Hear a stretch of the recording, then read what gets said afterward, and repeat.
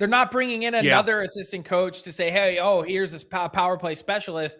Here's how drastically different Sure. this is going to look. I mean, what is the thought process here of it's like classic corporate maneuver. Let's just take the same amount of work and divide it up around whoever's remaining here. And the whole thing is disappointing to watch. I mean, it feels like a team that, again, recognizes that they need to launch a body on the tarmac to appease the fan base and appease everyone else.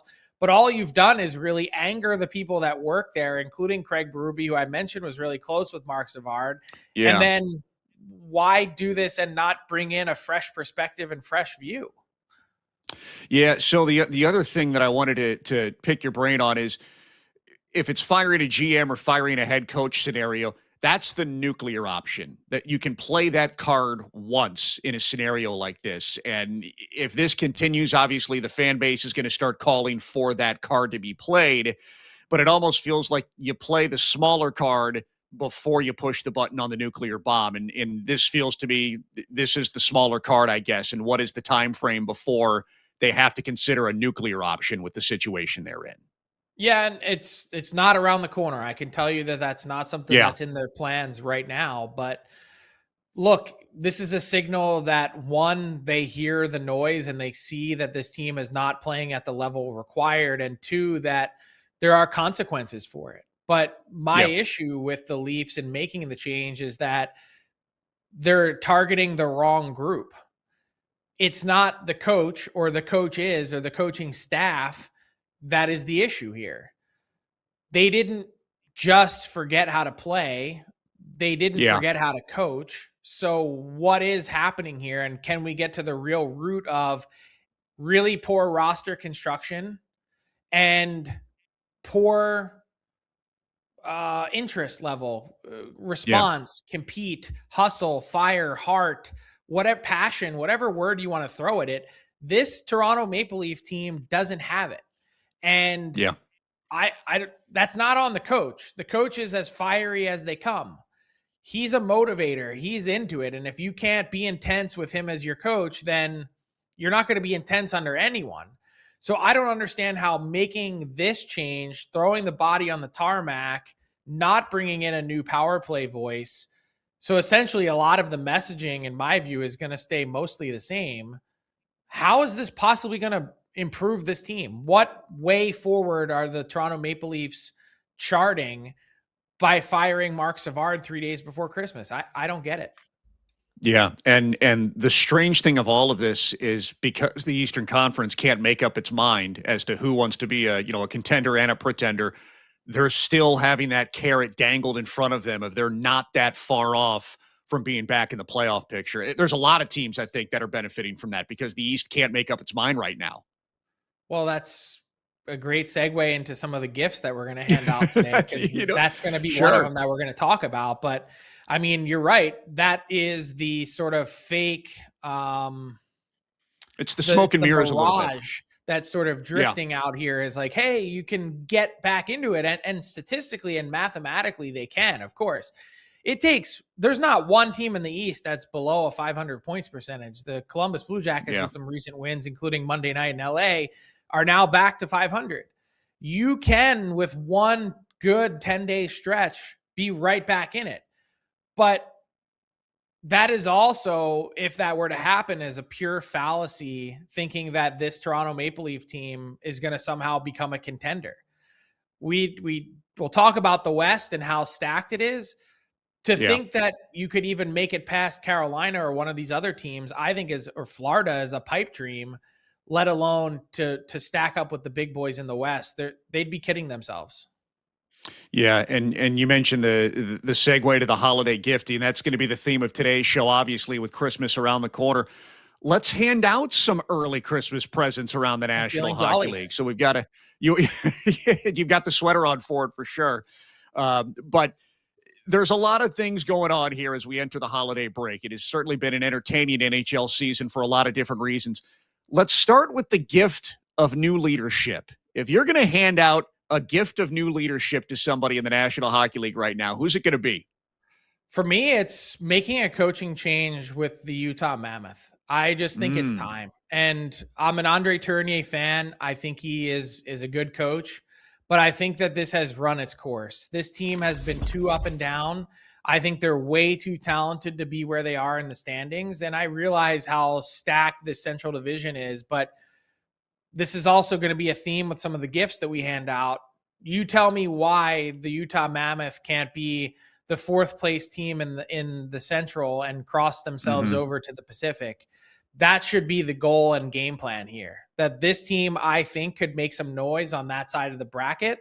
And missing the playoffs this year shouldn't be an option. I think you have to properly read the room here and understand that this is not the exact moment in time, if you're Bill Armstrong, to be smashing the go button and say, hey, we've arrived. We're here to compete with Minnesota and Colorado and Dallas.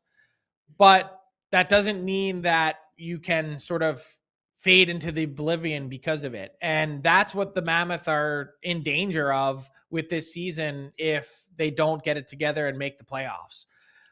They're knocking on the door of that playoff spot now, but I just think they need to rejig things. Speaking of power play, their power play has been dreadful. And there's just a staleness that I think is around this Mammoth team that might surprise you, but I think they could use a different perspective. It's interesting to hear you say that name, because I've kind of been back and forth on that, because I really like what he's done as that team has tried to build itself to be on the cusp of making the playoffs. And it's kind of like, man, how much rope do you want to give this guy that was in this dog pile with you to get this team into the playoffs? But also at the same time, I'm trying to think of like Jeff Blashill in Chicago now.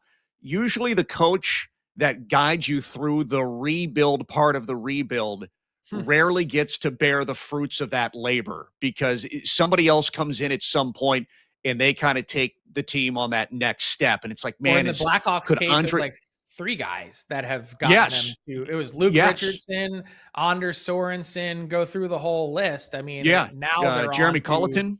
They had Derek King in there at some point. I mean, they're now at a place where they're finally at Jeff Blashill. You're right. Who's going to be that guy that sort of, and I hate to say it that way, because there were some lean years in Arizona without much expectations that they played well, but it's a great point.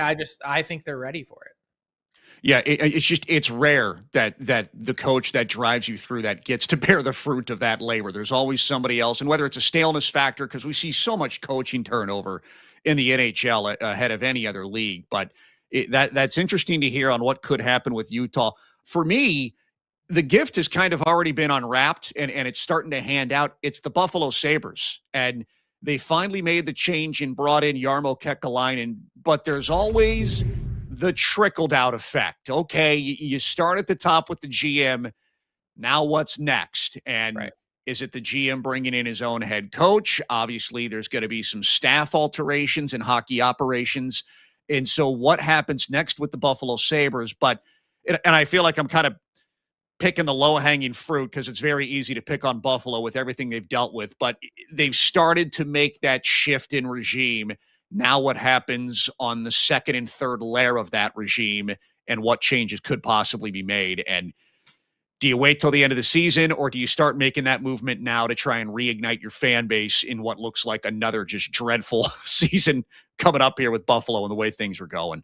Yeah, I don't know. I mean, I look at now 6 straight wins that they've reeled off, and I'm thinking maybe this is a team that could make the playoffs. But it's a great pick, because I don't think any team has lacked leadership more than the Buffalo Sabres. And it hasn't just been in their front office previously with a general manager that didn't have experience. It's amazing to think that Jarmo Kekalainen is the first GM that's hired there that has actually previously done the job in 46 years.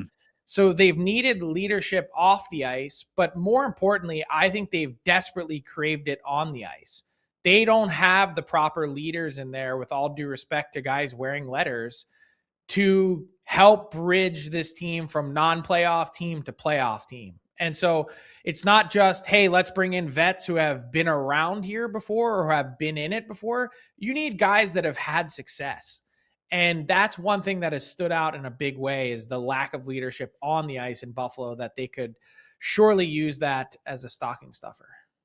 Yeah, Utah tried to do that when they brought in Sergachev and Ian Cole, and they've been trying to add some of those successful veterans. But moving on to our next holiday gift unwrapping here.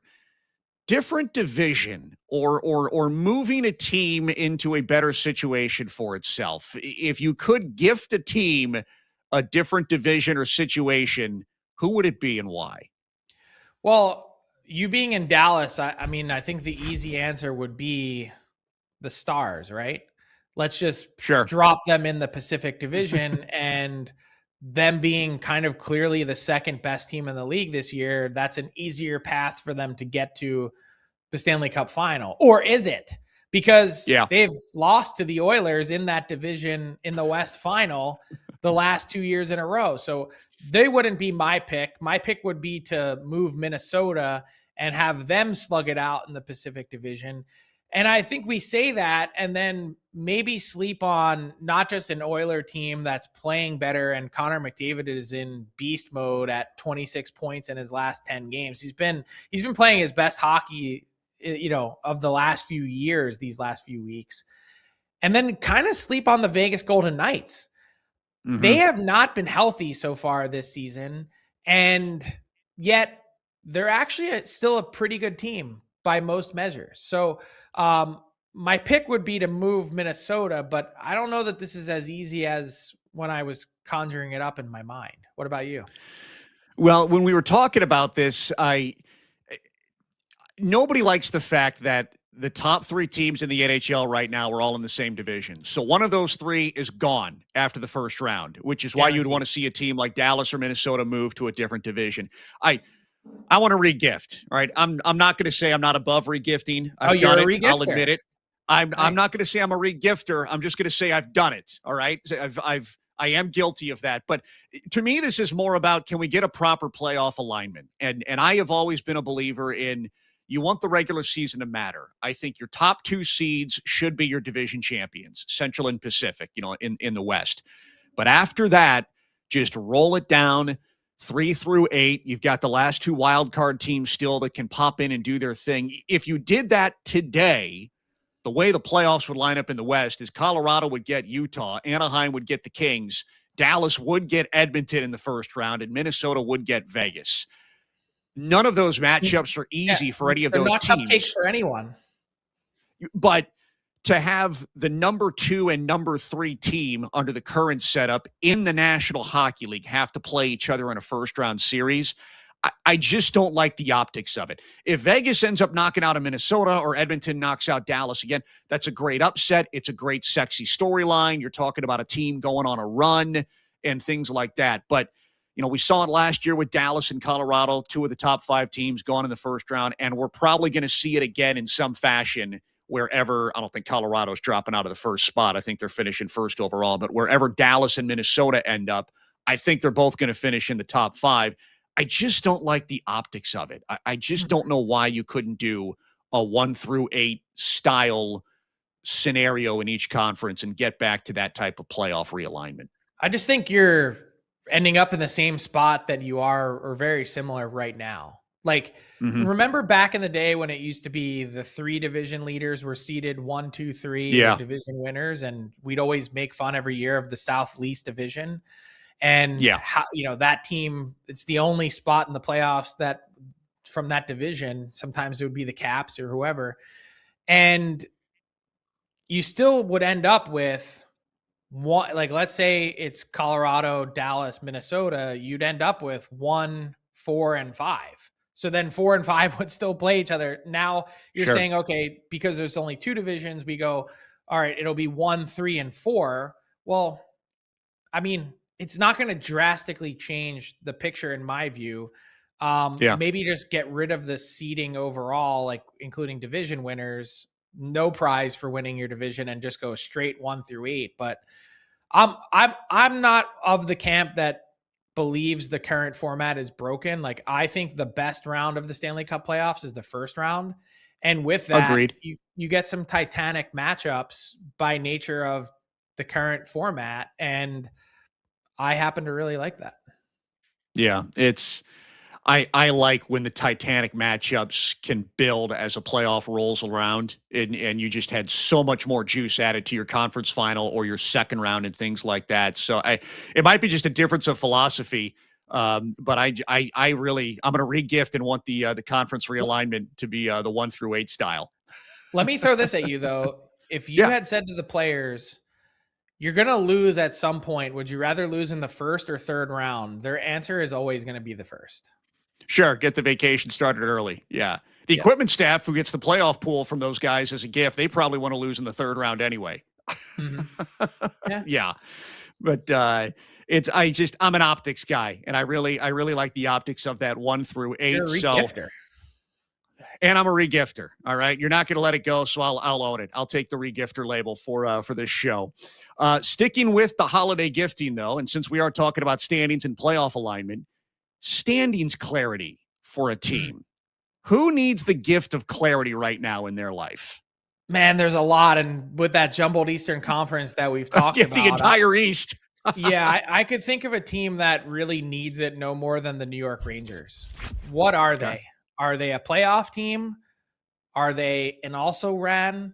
What are they doing with Artemi Panarin? What will the mission and mandate be for Chris Drury?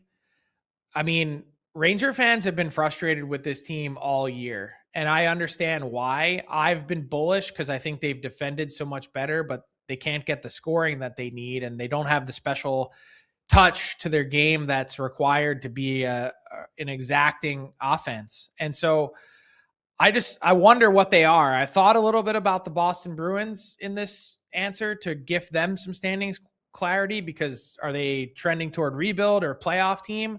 But I think it's a more dire question right now in New York, especially with some high-priced players that, look, they wanted to have a bounce-back year, thought that they'd be a lot more competitive. I think they can be, but I also think that they're staring down, not all that different than Toronto, some pretty existential questions. Yeah.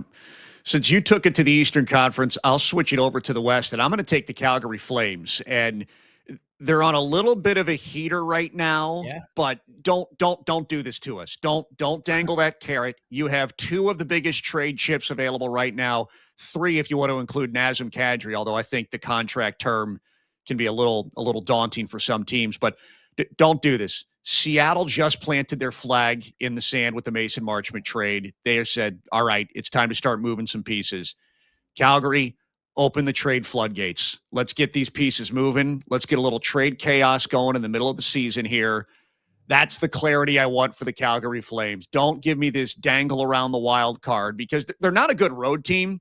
Yeah. And I think 11 of their they got like an 11 of 17 road stretch towards the end of the season. They've got a 5-game road trip coming up. I'm like, come on, unless you're going to all of a sudden turn into the ultimate road warriors, I feel like we're delaying the inevitable here. Let's get these pieces moving, and let's get some reignited drama around the NHL with some of these bodies moving after Seattle fired off the Mason Marchment shot. Yeah, I'm with you, but I think the Flames know who they are in their front office. Sure. I don't think there's any disillusion as to what that team is and isn't. And so I think the plan is the plan. They're going to continue on. They're absolutely 100% moving Rasmus Anderson. It's going to be sometime between the holiday roster freeze lifting and the Olympic break, and probably also includes Blake Coleman. You're right on Nazem Kadri about the term potentially being a sticking point, but the center market is so thin. I just think the Flames know who they are. So the competitiveness, I think, is just getting in the way of their draft position, which in the end, I think by moving some of these pieces is probably organically going to take care of itself. Stop competing. It's a hockey fan. No, move the bodies. So, all right. Good health. Health is a gift we all need, at times for Christmas. Who needs the gift of good health in the NHL entering this holiday season? Yeah, so I'm going to stay in Florida, but I'm not going to go with the Panthers because that's the easy choice. I'm going to go with the Lightning. And I don't know if anyone has fully appreciated around the league, as they sit in a pretty good spot in the standings, of just how banged up this team is. This is right now Victor Hedman, Eric Chernak, Brandon Hagel. They've had a mash unit on their blue line, playing guys that, frankly, even as someone who is in it every day, has barely heard of on their blue line. And I just think for a team that obviously has some core pieces that are a little bit long in the tooth, just getting right, just getting a full complement of players on what had been a bit of a roller coaster season to this point, get them right and see if this team can hang in the playoffs, because I think there's probably some magic left in them. You wouldn't take the easy pick. I will take the easy pick because I don't want to stress about my Christmas shopping the day before Christmas Eve, and I will take the Florida Panthers. Just going all the way back to the Barkov injury, I think a lot of people looked at this team coming off the back-to-back cups, and you're like, man, they're such a machine when they get to the playoffs. Could they go 3 straight cups, as difficult as that is? And then they just hit with Tkachuk and Barkov and all the injuries that have piled up on them. But once again, because the Eastern Conference does not want to make up its mind, I feel like the worst thing they can do is let the Florida Panthers hang around. And Florida's a deep team. They're going to find a way to hang around. They're a very, very good team. But if they can get healthy, 15 of their final 23 games of the season are on the road. You're going to want as many healthy bodies as possible and as much depth back in place to try and survive that, to try and get what's probably going to be one of the 2 wild card spots, just with the way everything is going. But I'm sitting here going, man, does Carolina want to draw Florida in the first round? Does Washington want to do it? Does Tampa want to do it? Would even Detroit, who's on a heater right now, would they want to? Yeah, but would they want to look across the bracket and see the Florida Panthers are their first round date because they picked up one of the wild card positions and they were starting to get healthy? Like that would be insanity to me. So I think Florida's a team that would want that good health as soon as possible to start making that push. Look, Brad Marchand has said it. Paul Maurice has said it. They're learning and figuring out how to win. I'm going to take it one step further. They're not going to be a wild card team. They're going to be one of the top 3 in the Atlantic, and I don't really have any doubt about that. We've yet to see them spend the Alexander Barkov LTIR money yet, which I imagine they will. They've been super aggressive. I don't see any reason to count out the Cats. So the way I look at it is their season doesn't even really begin until the Olympic break. Yeah. Yeah, they're going to be a very interesting team to watch, especially with the way that Eastern Conference is. Here's one thing I've learned about you, though, is we bring in Ryan Clark. You're a big schedule matrix guy. You did you say 17 of their last whatever on the road? I'm going, oh my God, how do you – I can't even get to next week, dude. How are you thinking like 4 months ahead? Well, if we're talking about long-term scenarios, I do think schedule can play a part of it. You want to be playing your best hockey entering the playoffs, and for the most part, it's not a guarantee every year, but if you can have a nice healthy dose of home games to close out your season as opposed to having to go on the road, 15 of 23, that's a serious stretch of road games. It's not like it's half of the 23. That's a major majority. I just think little things like that, and then for Calgary, they're not a good road team this year. So if they're going to be loaded up with road games in the back half of the season, that's going to come back and bite them in the rear end because they haven't been good on the road so far. I think it's a factor sometimes. Big Matrix guy. I'm also a nerd. Yeah, apparently. So you mentioned Ryan Clark. Let's bring in our guest. He is a senior NHL writer at ESPN. And listen, Ryan, we're talking about some of these teams getting healthy and even talking about the Eastern Conference. You have any thoughts here on this whole mess in the East in Florida and Toronto, and what team could finally come out of this, or what team could make some noise as cluttered as it's been with the East side of the NHL? Florida's in this really interesting situation. It's almost kind of like the San Antonio Spurs during their title runs, which is, does the regular season matter? But really the ultimate barometer for this team is what they do in the postseason. And we've seen the last 3 years why that has been the case. And Frank makes a really good point about the Olympic break is really going to be that window where we start to see, is the Panthers going to be a team that makes the playoffs? And if they do, where do they finish? Because again, there's too much talent, there's too much experience. And that's something we've also talked about in the East as well, whether it be with this show or just all of us in passing, is when you look at the East, you see so many of these teams. 1 minute it's one team that's in the conversation. The next minute that team's in the wild card. The next minute that team's in the lottery spot. A week later they're back in a playoff spot. And it really just kind of speaks to just how there are so many teams that are trying to figure this out.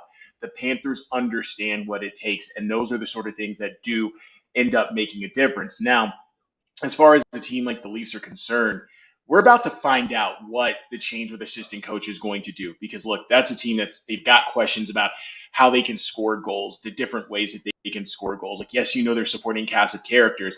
And as it's been talked about, regardless of how you felt about Mitch Marner, you are talking about a 90-point player. You're talking about a primary facilitator in your top six on your power play. Guys like that are just really hard to replace.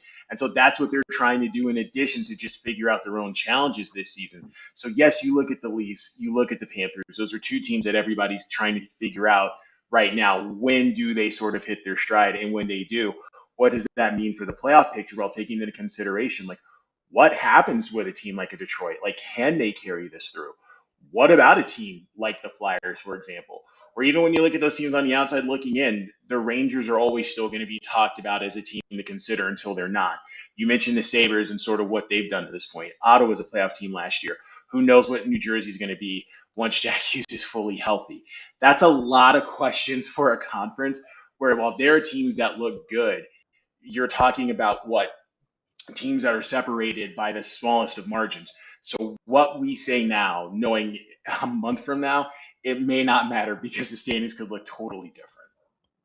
So I guess in the end, one of the questions I'm left with, Ryan, is this good or is this bad? In the sense of, it's such a jumbled mess. There are so many questions about each team. Does that make it spicy or does that make it boring? One, people who use the word spicy probably don't eat spicy food. And, well, given I know you, Frank, that's not a surprise. Number two, sorry, that the door was there. I had to. If you're a fan of this sport and you're a fan of those teams, probably this is what you want, because let's just take the Buffalo Sabres, because we've talked about them a lot already. It's been 14 years. How many times have you gone into Christmas thinking, with the number one pick or with the number two pick or the number three pick, as opposed to, they might actually have a shot at making the playoffs this year? And if you're a Sabres fan, employee, player, it's a position you want to be in. Like, yes, eventually at some point you're going to start seeing separation. But as much as we've talked about American Thanksgiving being that line of demarcation, to have this many teams either be at or above 500 going into the last slate of games before Christmas, essentially, that's a massive, massive thing that you can take going forward. And so, while, yeah, it might make for some nervous moments, here's the thing. People complain about the dog days of the season, and now you're starting to see why those games matter even more this season. And then when you add the Olympic break into it, it's what's going to make what comes out of the break even more important, because you're going to have a lot of teams that have some difficult decisions to make come the trade deadline. And will it be the sort of decisions that help them in the long run, or will it be the sort of decisions that they make them only to then end up a point or two out of the playoff chase, and you wonder what could have been if they'd gone in another direction?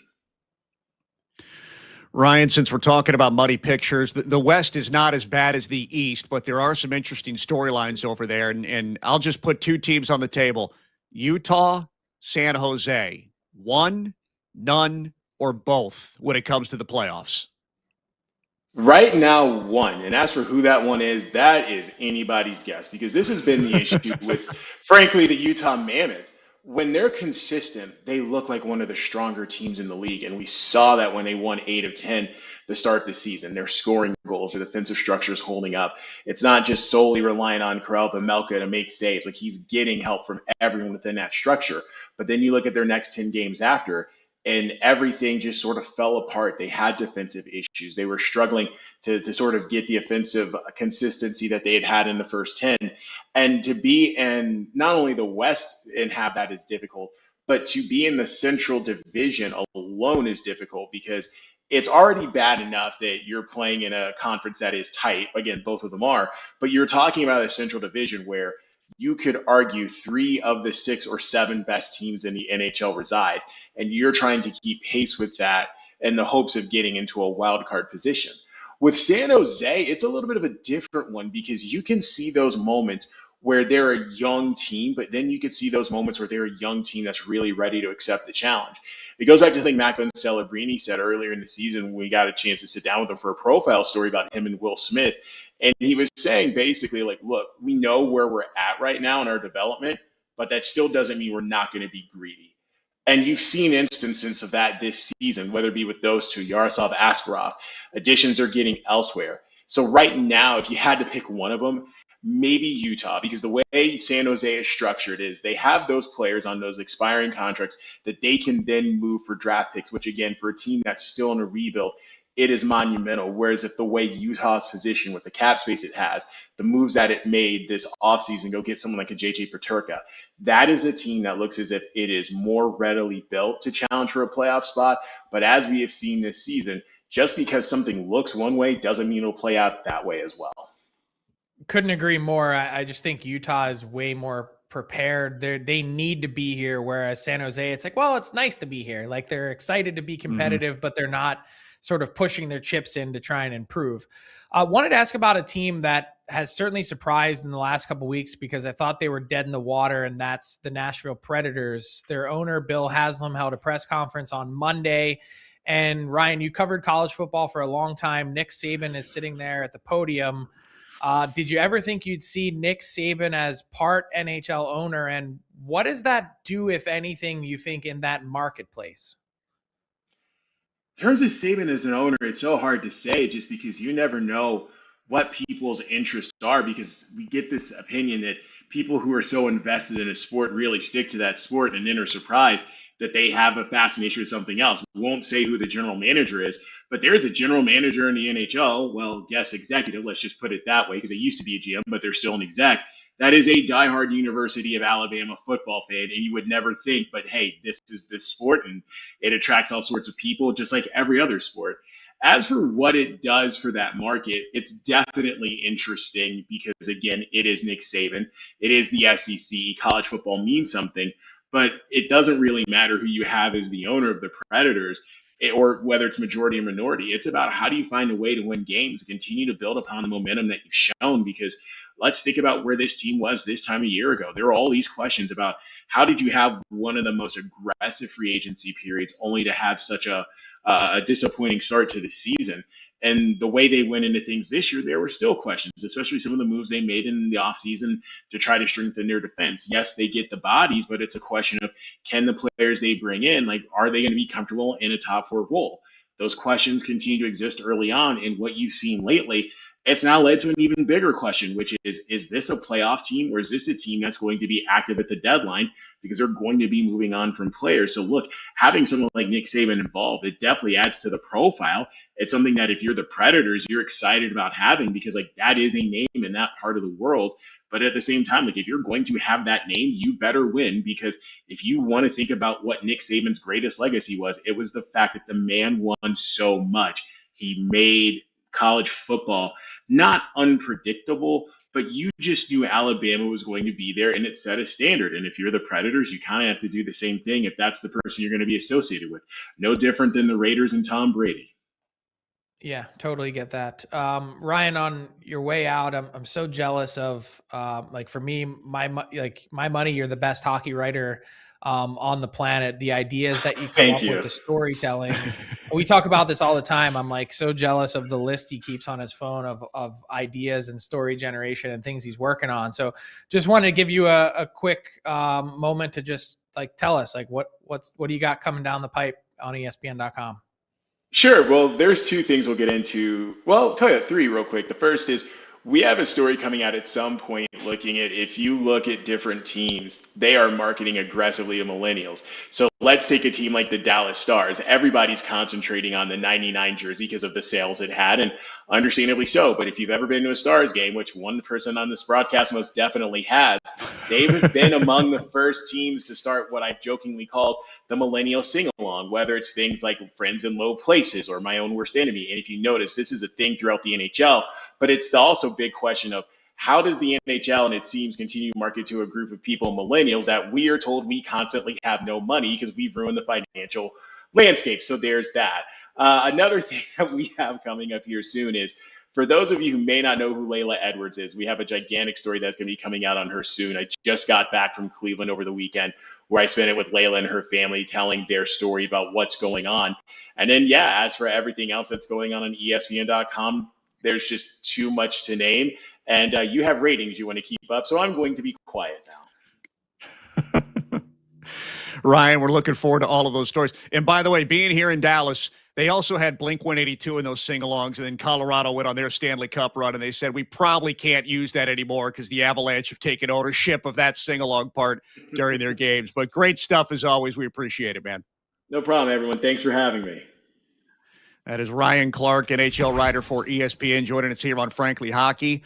All right, Frank, it's still the holiday season. We're going to stick with the theme. Ask the Insider time. Best Christmas gift you've received? It's got to be a long list, but I'm having you pick one.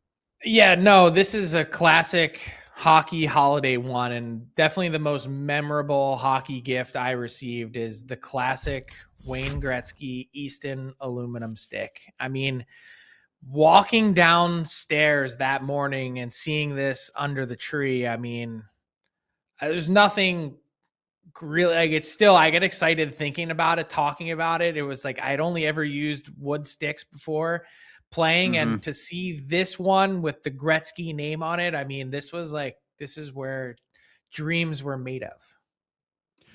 It wasn't a Christmas gift. My best piece of hockey memorabilia that I own is a gold Easton aluminum Brett Hall autographed on the blade by Brett Hall. But for me, the best Christmas gift I did receive, the Milek street hockey goalie pads. I don't know if you were familiar with these. They've been around. They made the like best 40 sound years. when you slid on the street.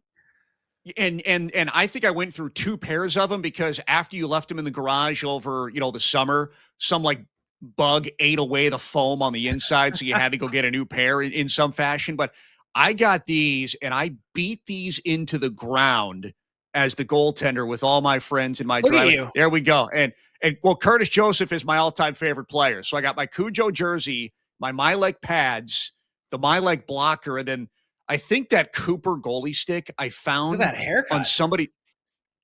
I mean, it was the 90s. That is as 90s butt cut part down the middle as you can find. But that goalie stick was on a neighbor's curb somewhere in the neighborhood. They were throwing it away. It was out for like bulk trash. And I'm like, who's good? I don't care if it's half cracked somewhere. Yeah, I was regifted. Yes. But the Milek goalie pads, those things could make it through the nuclear holocaust. They were so tough. It was phenomenal to get those on Christmas morning. Elite. I mean, just like anytime anyone had those and you could hear them sliding around in the middle of the street in the game, it was so good. Yeah, and they had like the shoe cut out, like the little archway. They were perfect. And the fact that they still make them today. Still get a puck in the shoe or the skate there. Well, that would hurt. But like they still make them today, which is unbelievable. They still hold up. Like they're still being made, which is fantastic. So, all right. You don't ever delete a classic. You just celebrate it. No. Gretzky is good, but I'll take the Milek pads any day of the week and twice on Sunday. Hashtag hockey time here on the pre-Christmas version of Frankly Hockey. And this is cool. This is something you pointed out, and this is really cool to see. James Hagens, the Bruins prospect, already in the giving mood ahead of the World Juniors in a really good a really good campaign he's put together here. Hey, it's James Hagens. I'm honored to represent my country. In doing so, I'm willing to use my platform to give back and launching Hagens Helpers to make a real impact. And that's why I'm teaming up with Feeding America. This year at the World Juniors, for every USA win, I'm going to personally donate. Every dollar donated can provide 10 meals. 1 in 5 kids in America faces hunger today. So please donate, share, and spread the word. Let's go Team USA. Yeah, just wanted to share this because I think it's so impressive and rare that a 19-year-old, as you get to this time of the year, so many things happening in your life. You're playing college hockey, you're transitioning at some point to pro, World Juniors. You take some time out of your day, your season to really share about something that means something to you and a cause that people can help. And so, look, hockey players are great. A lot of this they do behind the scenes, but as a 19-year-old, to start thinking about others, I just wanted to share because I thought it was incredibly impressive. And it's the perfect time of year to do it, for him to throw that out there. And even with the World Juniors, just amplifying that. Yeah, really cool of James Hagens to fire that off on social media. And obviously we all hope it goes well and that everybody donates and gets involved with that. So congrats to him. And also best of luck as always to Team USA and the World Juniors coming up, which is actually, a big thing to keep an eye on here as we get into our sports pick of the night. You've got a couple of things going on here between World Juniors and the Stanley Cup. Yeah, look, I had won 5 in a row heading into this, so up to plus 7.7. Yeah, been on a heater, and I didn't like anything on tonight's slate, even though it's busy. So I thought as we head into Christmas, to just take a look at some NHL futures. And this is the Stanley Cup winner. We were talking about how jumbled the standings are. There's not really any value here on the Avs at plus 310, so 3.1 to 1. Thinking about this team going the distance and winning 4 rounds, we know that the team with the best record in the regular season isn't likely to win. It's about an 80% shot that the President's Trophy winner doesn't win, or 75%. So there's no value there. So if you take a look at that list again real quick, the thought process is like, where can you find value? And I just think the Wild still at this point in time, we've talked about how they don't have a number 1 center. We don't know what moves are coming. 25 to 1. I know the gauntlet that exists, but how else do you find odds? Like, they have similar odds to the LA Kings for that exact reason. And no one would consider the Kings a Stanley Cup contender, I don't think, at this moment in time, but a lot of people would consider the Wild. So just a thought as these, odds continue to evolve over the course of the year, that's one to keep an eye on, is how does the sports book see how that Central Division gauntlet will shape up. Obviously the Stars at 11 to 1 are also pretty decent odds as well. And then to take a quick peek at the World Juniors, speaking of creating value, I mean, you're not going to create any with Canada almost at even money, that embarrassment of riches that they have plus 105. And these odds are courtesy of our friends at BetMGM, but I like Czechia here in this spot at 18 to 1. Czechia won bronze last year. They're a medal favorite. They've got the bulk of their roster has been playing North American junior hockey. They have 11 players coming from the WHL alone and some really talented kids. So Czechia at plus 1,800 to me, I think is a good spot. I don't see the U.S. going for the three-peat at plus 225. So it comes down to me. My 3 medal teams are Canada, Sweden, and Czechia. And Czechia is the only one that provides you with a ton of juice. So be that as it may, as we head into the World Juniors leading into Boxing Day on Friday. I like Czechia. Yeah, and even Stephen Ellis, our WHL insider last week, he said they are a team that could be very dangerous in that tournament. So They will be a fun one to watch as the World Juniors get ready to fire off here. It's going to bring us to our last word of the show, and this is a little strange. This has sort of been developing over the last 6 months or so, Frank, but finally, players in the ECHL basically putting a strike notice in front of the league as they're still in the middle of what are stalled CBA negotiations, essentially, with the PHPA. Yeah, it's been a long road to get to this point, and definitely a story that no one really wants to talk about heading into the holidays. But the ECHL players did provide a strike notice to the ECHL that could go into effect on December 26th on the back end of the holidays here. And look, I understand this from both sides. This is a very difficult business on both ends. This is not the same situation as NHL owners who are almost all billionaires. The average ECHL ticket price is $21, as the league pointed out. And with that, most owners don't keep concessions or parking or different things that come with running a venue. That a lot of times goes to the owner of the arena. And yes, players on the other side of this, there's a lot of guys playing in the ECHL that earn well less than $100 per day.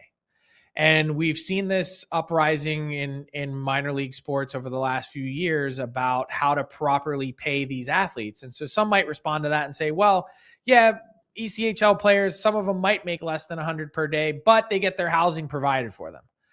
That's not always a perfect scenario either. So I feel for both sides as they try and work their way through this. There is the potentiality here that if these players strike, that the ECHL will be able to get enough players together between the SPHL and the Federal League to put together, and some players that choose to go on the other side of the picket line and play anyway. Everyone's in a precarious position, and I think the real speaking of existential questions to ask about some teams in the NHL, there's some existential questions to ask about the future business of the ECHL as a whole. So hoping that cooler heads prevail and they find a way to sort this out. But this is one that I get from both sides because it's not easy. Yeah, and I spent 6 years of my career working at that level of hockey, and just those hockey communities in those towns they have such fabulous fans and fabulous people that you would hate to see them lose a team, lose players, long-term, short-term. It is a difficult situation, but one to keep an eye on if you're a hockey fan, what's happening down there. So, Frank, we're at the end of the show, man. You got big Christmas plans? What's going on with the Seravalli household before we shut it down here? Not too much. Just hanging out with some family the next few days and then back to work. We'll be taking a few days off of Frankly Hockey here. John Butchergross will be back next Monday. We're going to do shows Monday and Tuesday, and then also taking some time off for New Year's and New Year's Eve. And then, man, this is the last gasp. And then the Olympics. Well, yeah, I mean, it's a sprint. January is a stacked calendar, and I believe that the real NHL trade deadline is going to be before the Olympic break. You're going to see a lot of player movement.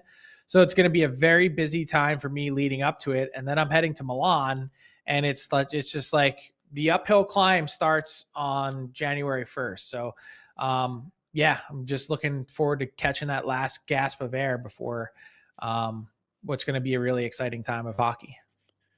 Well, Merry Christmas to you and yours, certainly to our crew that works on the show here, and Merry Christmas to you that tunes in every Monday through Friday here on Victory Plus with Frankly Hockey. Get some eggnog, get a little Christmas vacation, and have a great time over the next few days. That'll do it for today's show.